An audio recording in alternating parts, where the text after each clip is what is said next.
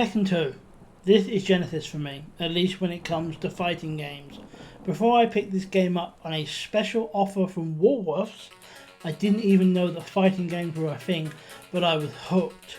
I was actually a little late to the party with this because I got Tekken about 6 months, Tekken 3 rather, about 6 months later because this was already out.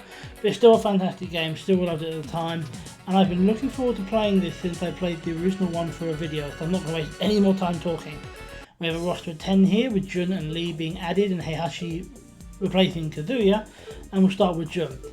Obviously, she would have been in this since then, but I had no memory of her, and my first real experience with her, or real experience that I remember, was on the recent Tekken 8. I would like to say it was fun to play as her here, but it wasn't. Mostly my fault. I took work off the rust, and as a result this playthrough took a while. I started to get straight towards the end and I finally seen Jun's ending, which is just her in nature. Considering I know how important she ends up being in the story later, that feels weirdly generic. Oh well, on to the next character, and this is one I know well, Yoshimitsu. Doesn't mean I'm good with him though, in truth. I have always been a fan of Yoshimitsu's design, but I've never been very good at playing as him. However, I was still better with him than I was with Jun. Got it done and rescued a scientist. Anyway, by the time I got to Nina, I'd worked the rust off. That doesn't mean I was good, but I was better. By this point, I'd not been surprised by the unlockable characters, Wang and Kunimitsu, and I wasn't surprised by Nina's being Anne. Anna. The only surprise was the two of them being cordial at the end. Now, as for lore, I remember how I played him in Tekken 2, and that didn't disappoint now. There's also our introduction to Bayek, who I'm sure I've seen before, but I can't place him. After Lore watched Paul humiliate himself, we moved on to Heihachi, our first time playing as him in the series. He was unlockable in Tekken 1, but the conditions to do so were pretty hard, so I didn't bother. He's a fun one as well, and we unlocked Lee with him too, before throwing Kazuya into a volcano. He does love throwing that man off of things. Paul is like Yoshimitsu for me. I like him, but I never get on with playing as him. Still, fighting Kuma was fun. Love that guy. I managed, somehow, a perfect against Devil with him though, and then rode off on a motorbike. Jack 2 was the one I've been looking forward to, and if you'd asked me at that age who my favourite character was, it was him. Not sure I'd say that now, but I still remember a few of his moves, enough to defeat Prototype Jack, and then get shot by a laser. Okay? King is always one I enjoy, and I especially am happy to unlock Armor King, because that character design is one of my favourites. Didn't love the animated ending that used real people again, because it just looked awful. I thought that was a flaw with the first game, but I guess this too. Next up is Michelle, a character I wasn't super familiar with, but now that I know she's Julia's mother, I kind of know a bit more now. New Gamu too, although didn't really get what the ending was about. Lei is another one I know, because although this is his debut, I remember him well from Tekken 3. Bruce was new to me though, and cool to unlock, and Lei's ending is cool. When I started this project, I said I wouldn't worry about playing through the optional storylines if I didn't want to, because Tekken 1 was a little stressful. However, I'm having more fun here, so first we went with Wang, then I learned I'd unlocked Kazuya, which is cool, so I went through with him.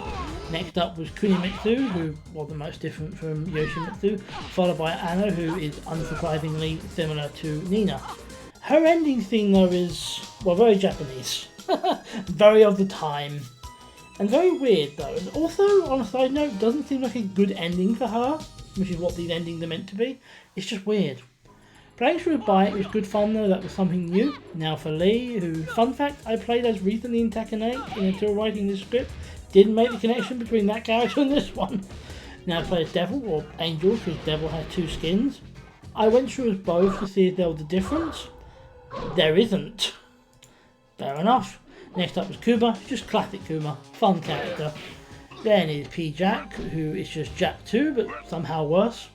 Armor King is one of my favourites to play as, although, to be honest, that's mostly down to the design. I'm not the best with him, but he does look cool. I appreciate that. Ganryu is also not a favourite, and much less of a favourite than him, but I know how to play as him. And then I tried Bruce for the first time. He's good, I enjoyed that. Final one was Roger, a character I didn't have any intention to play with because to unlock him you have to get a great on the third round and then beat his other skin. and that means having less than 5% health on a specific round when you then win, which is hard. I got it though, so I went through it. He's very much just an extra character for the lols, but it's still fun. After that, I decided to have a bit of an explore through the other game modes, because unlike the previous Tekken, this game has them. Honestly though, arcade's king. These modes are fine, but there's nothing that makes me want to do anything more than just give them a try. With them all tried though, we have the game more or less finished, and I guess now I need to come to a conclusion. In all honesty, I can see the nostalgia in my memory of the game. This wasn't as fun as I remembered it being, but it was still fun.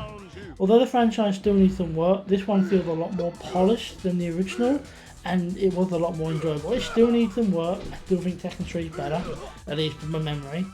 But I enjoyed it, and if you're a Tekken fan who missed this one, I would definitely go and give it a go. It might not be quite up to what you're hoping for, but it's still worth a play, and I still think you will have a good time. And that was Tekken 2. Thank you for watching the video, my first of 2026. And let me know what you think down below, including if there's any other games you think I should check out. I will be returning to Tekken 3 eventually, and the other games after, but for now I'm going to head back to Mega Build and keep building. Underwater cities take a while. Thank you for watching, and I'll hopefully see you in the next video.